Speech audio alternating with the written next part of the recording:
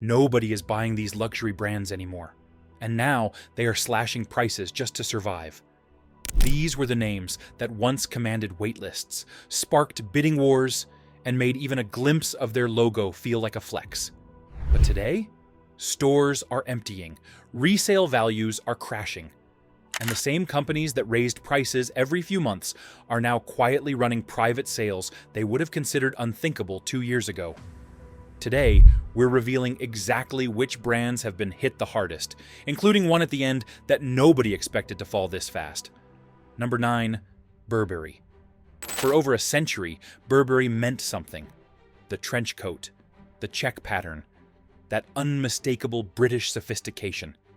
It was the kind of brand you wore not to show off, but to signal quietly that you had arrived. But fast forward to now, and Burberry feels like a brand stuck in an identity crisis it cannot escape. The numbers are brutal. In fiscal 2025, revenue collapsed to £2.46 billion, down 15% from the year before. Adjusted operating profit?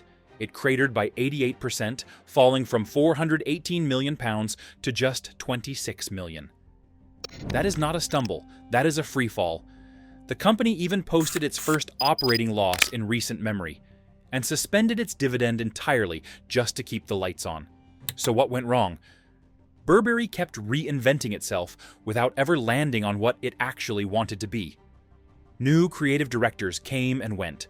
Logos changed. The signature check disappeared, then reappeared. One season it chased streetwear.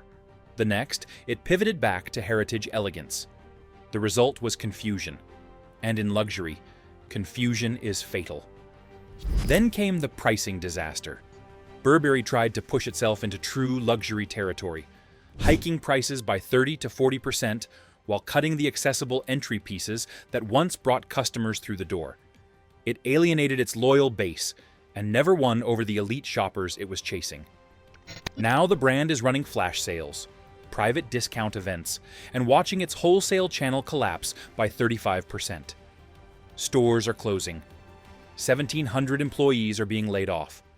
And the trench coats that once symbolized timeless class are piling up on resale sites at a fraction of their original price. Burberry is not dying because people hate it. It is dying because no one knows what it stands for anymore. And in a world where identity is everything, that is the fastest way to disappear. But if Burberry crumbled by chasing identity, the next brand had the opposite problem. It became too big, too fast, and collapsed under its own hype. Number 8, Gucci. There was a time when Gucci could do no wrong. The double G logo was everywhere. Red carpets, Instagram feeds, airport lounges. Under Alessandro Michele, the brand became a cultural phenomenon. Bold prints, maximalist designs, and a kind of eccentric glamour that made people feel like they were part of something. But the hype era burned too bright. And now Gucci is paying the price. In 2024, revenue plunged 23% to €7.65 billion. That is not a dip. That is a collapse, back to levels the brand had not seen since the height of the pandemic. Operating income? Cut in half, down 51% in a single year. By the first quarter of 2025, things got even worse.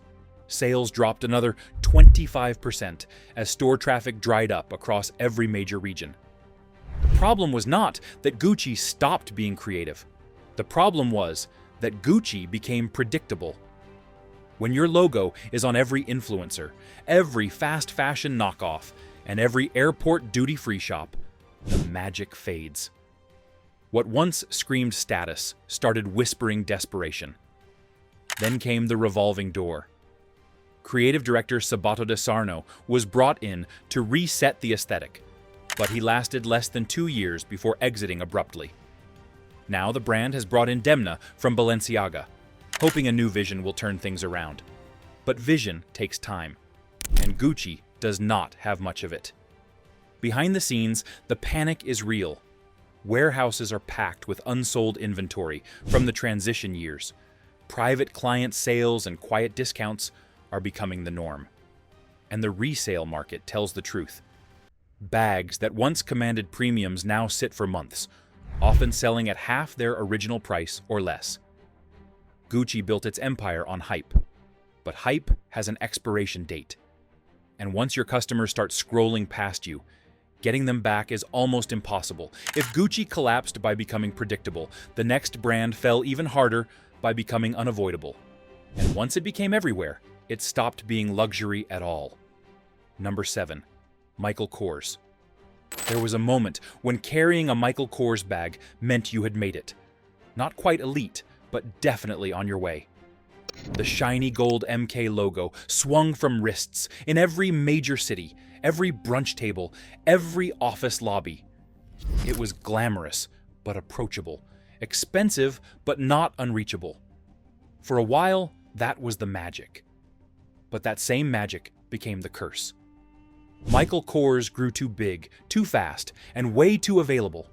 The brand flooded every outlet mall, every department store, every discount rack in sight.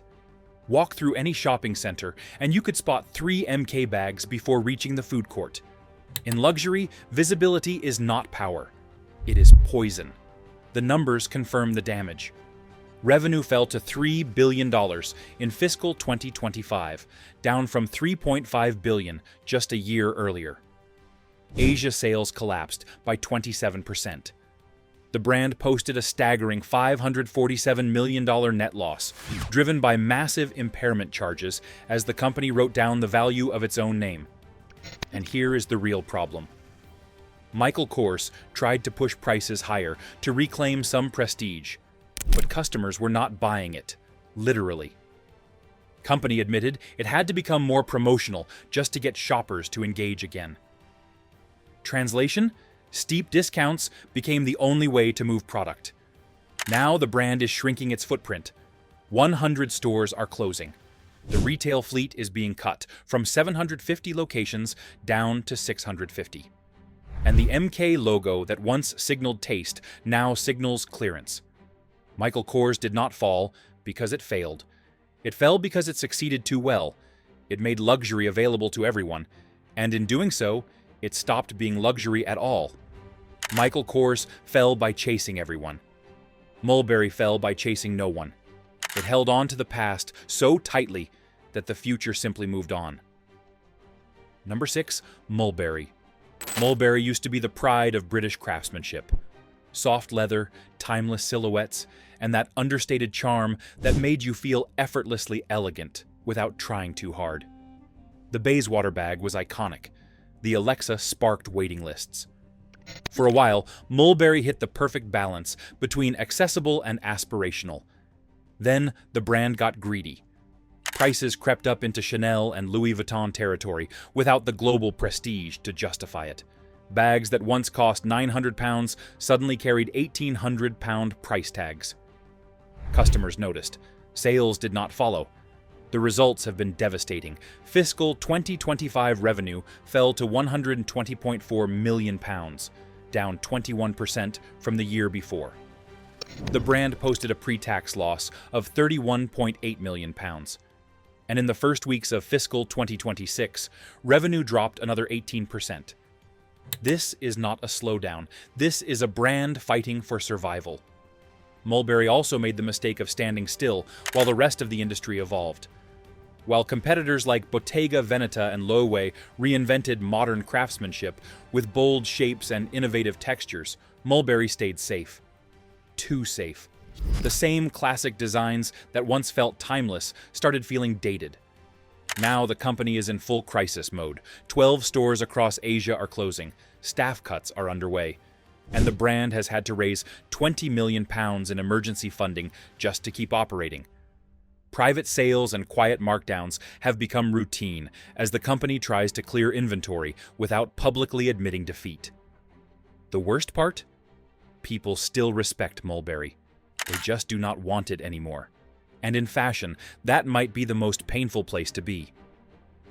Mulberry disappeared by whispering. Versace did the opposite. It shouted nonstop until customers finally stopped listening. Number 5. Versace. Few brands have ever embodied drama like Versace. The Medusa logo, the gold chains, the vivid Baroque prints.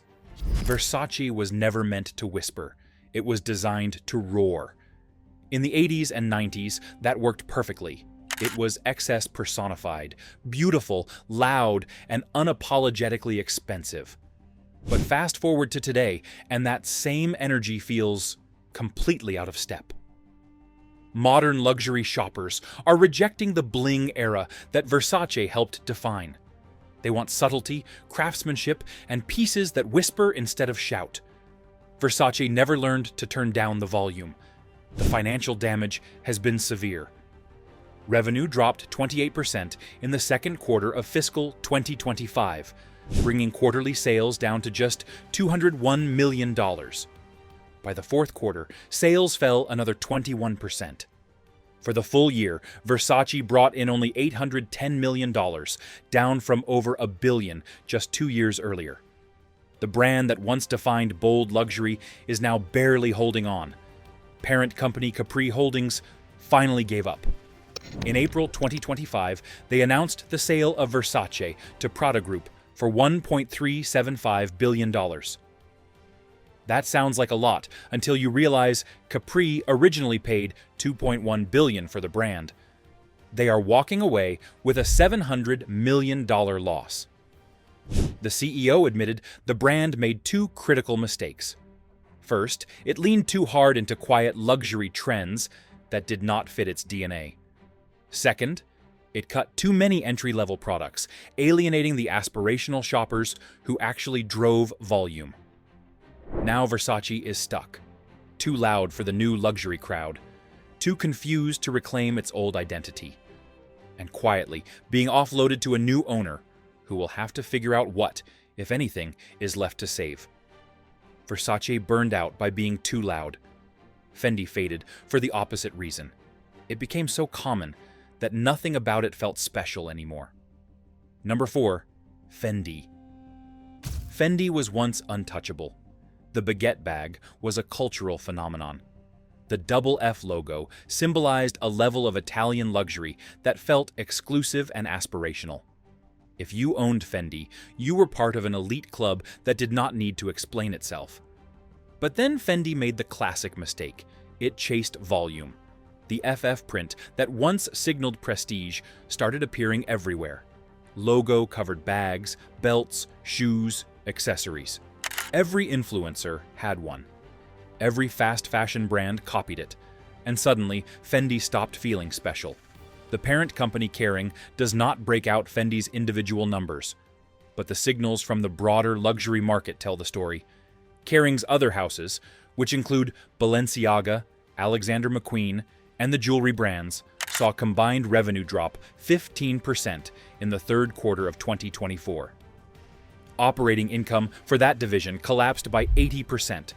The entire portfolio is struggling, and Fendi is caught in that same downward current. The resale market reveals even more. Fendi bags that once commanded premium prices now sit unsold for months. The Peekaboo, once a must-have investment piece, regularly sells at 30 to 40% below retail. When your products start gathering dust on secondhand platforms, you know the desirability has evaporated. Behind the scenes, Fendi has resorted to quiet measures, private client discounts, invitation-only sales, strategic markdowns that never make it to the public website. The brand cannot afford to slash prices openly because that would destroy whatever prestige remains. But the inventory has to move somehow. Fendi did not collapse because the craftsmanship declined. It collapsed because the logo became common. And in luxury, common is just another word for irrelevant. Fendi fell by flooding the world with its logo. Jimmy Choo fell for a deeper reason. It sold a fantasy that people simply don't believe in anymore. Number 3. Jimmy Choo. There was a time when Jimmy Choo was not just a brand, it was a fantasy. Those crystal-embellished heels were not just shoes. They were what you bought for your wedding, your first big promotion, your moment on the red carpet. Even if that red carpet was just the hallway at your cousin's reception. Sex and the City made them iconic. Celebrities made them essential. And for a while, Jimmy Choo owned the idea of glamour itself. But the world changed, and Jimmy Choo did not change with it. The modern luxury shopper is not chasing Cinderella moments anymore. They want comfort, versatility, and pieces that work for real life. A $1,200 pair of stilettos does not fit into a world obsessed with sneakers, ballet flats, and quiet luxury. The numbers show the disconnect. Revenue has been sliding steadily, dropping to $600 million in fiscal 2025, with projections falling further to $550 million in 2026. The brand is posting operating losses quarter after quarter. Asia sales collapsed by 17%. And the formal footwear category that Jimmy Choo built its empire on simply is not recovering. Capri Holdings CEO John Idle said it plainly. They would like a few more weddings to happen. They would like people to dress up in high heels again. But hoping for cultural shifts is not a business strategy. Now Jimmy Choo is desperately trying to pivot. More casual footwear, more accessories, anything to find relevance. But every move feels like a brand scrambling to stay visible in a market that has already moved on. The sparkle that once made Jimmy Choo irresistible now feels like a reminder of a different era. Glamour has an expiration date, and Jimmy Choo's moment has passed. Jimmy Choo faded when glamour stopped selling. Ferragamo faded when tradition stopped mattering. And heritage alone was not enough to keep it alive. Number 2. Ferragamo. Salvatore Ferragamo was once the quiet powerhouse of Italian luxury. No gimmicks, no flashy logos, just pure craftsmanship. The shoes were legendary. The leather goods were impeccable. For decades, Ferragamo represented the kind of understated elegance that serious people appreciated. It was luxury for those who did not need to prove anything. But somewhere along the way, Ferragamo got stuck. While the rest of the industry evolved, Ferragamo stayed exactly the same. The designs remained conservative. The customer base aged. And younger shoppers, the ones driving the future of luxury, never even considered the brand. The financial picture is grim. Full year 2024, revenue fell 10.5% to 1.04 billion euros. Profit collapsed by 73% in the first half of that year, and 2025 brought no relief.